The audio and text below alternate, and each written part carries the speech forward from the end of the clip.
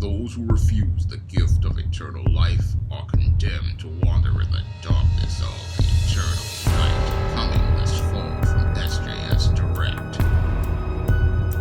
One of my viewers sent me a link to the trailer for Bad Hair, and I've got some reservations and apprehensions about this production after watching the trailer, because while this is supposed to be a horror movie about black women and their hair, the real horror show I'm seeing is the one behind the camera.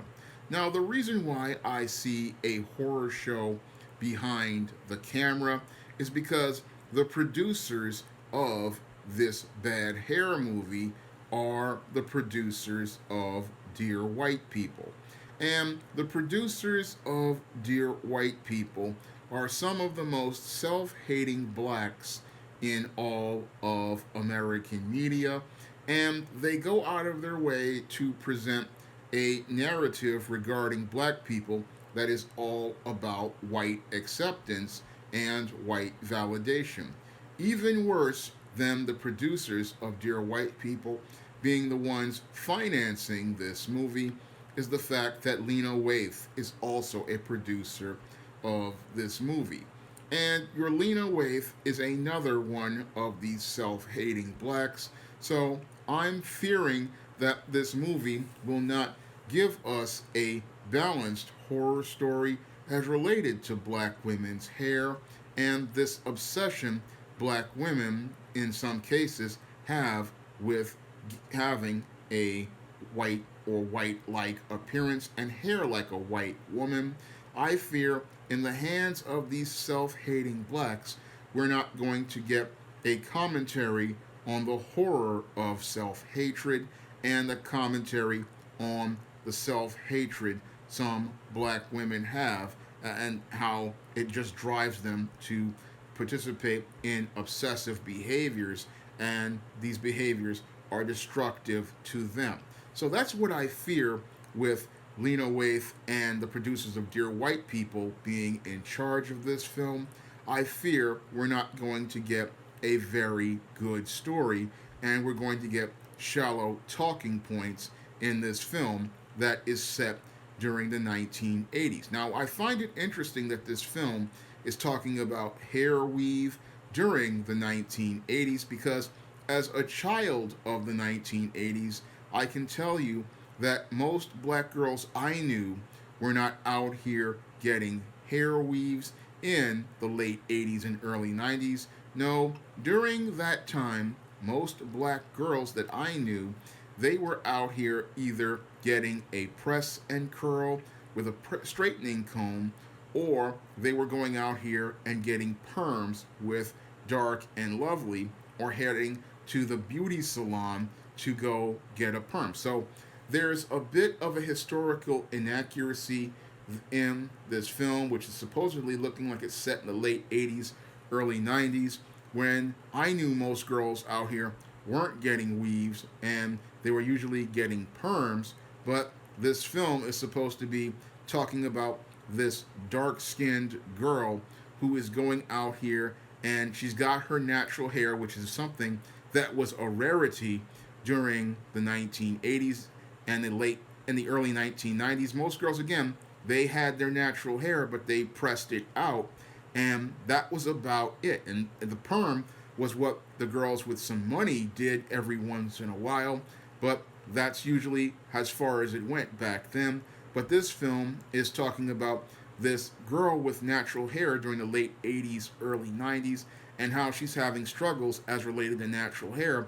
But again, the natural hair sisters were very rare back then. So she's out here wearing her natural hair. She's an executive assistant for this production, and she wants to advance, and the thing that she feels like is preventing her from advancing is one, her hair, and two, her dark skin tone, because her boss looks like it's Vanessa L. Williams, and she's a light-skinned woman. So we see the whole dark skin, light skin narrative and the insecurities as related to dark skin and light skin being presented in this film. but I'm hoping that they put some depth on this and show how it's the insecurities of the black woman at play, and not try to make it where it's just another evil light skinned black woman oppressing a dark skinned black woman, because that's a false narrative as I see it.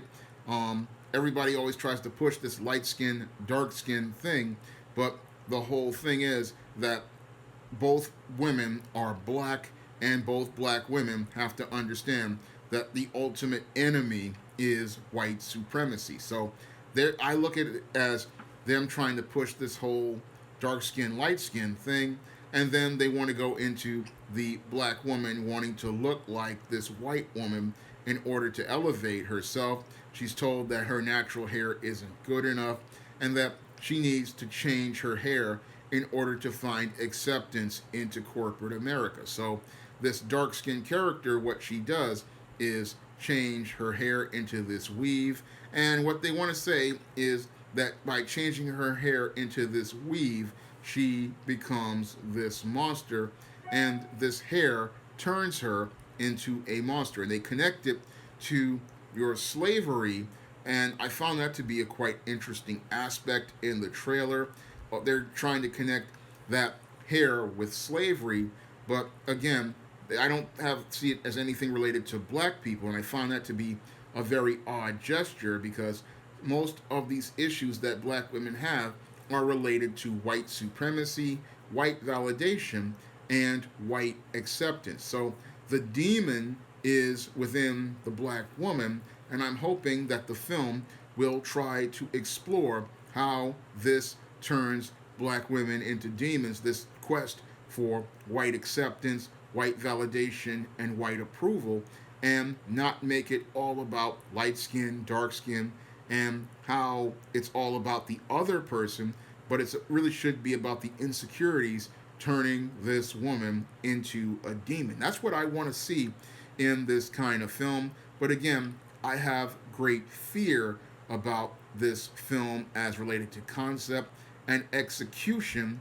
because of the producers of Dear White People being involved and your Lena Waithe being involved. These people are not people I trust with the black image, the same way I don't trust Kenya Barris with the black image, because when you have black self-haters telling stories about black people, you don't get the best story, nor do you get a balanced story about black people or the black image. So that's where I have my reservations regarding the trailer of this film. In another set of hands, like your Mario Van Peebles, I would trust this film. In Spike Lee's hands, I would trust this film. But with these producers, I don't trust them at all. And I fear we're going to be in for another one of these self-hating, self-deprecating black films.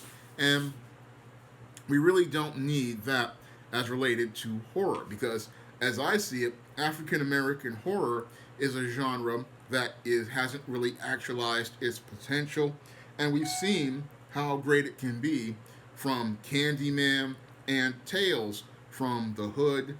But when you have really poor entries into the genre, it doesn't encourage others to go out here and make other great classic or cult films like Death by Temptation, or again Candyman or Tales from the Hood. Because if you don't know how to execute on concept, you can make a mess. And again, I fear that these producers are going to make a mess of this film.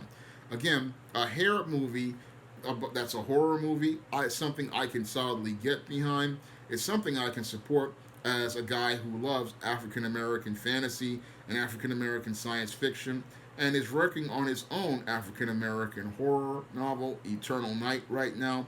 I can get behind, more black films in this genre, but I just don't trust these people with this genre, because I know what we're going to get from these people. It's not going to be, a Get Out. It's going to be the kind of film that makes you want to get out of your house and get rid of your Hulu. That's the type of film I fear getting from these people, because they don't show a love for black people. And when they show horror, it's the horrors behind the camera that can prevent them from making a truly good quality film. Now, if you want to pick up some of my African American horror, you can pick up my new vampire novel, Eternal Night, on Halloween in paperback, and you can pre order a copy of it on Kindle. And you can pick up my other two horror stories, Isis Bride of Dracula, Isis Escape from Transylvania, and Isis Night of the Vampires on Amazon.com in paperback and Kindle format right now. And you can also find them on Smashwords and the iBookstore. And if you want to see me make more videos about African American fantasy, science fiction, and horror and the goth subculture, you can donate to my Patreon, my PayPal, or my Cash App by clicking the links in the description box. I'm sorry for that the video is so dark, but I'm trying to test a different angle, and I want to see how this works. So that's all I have to say for this video. You can comment, rate, and subscribe.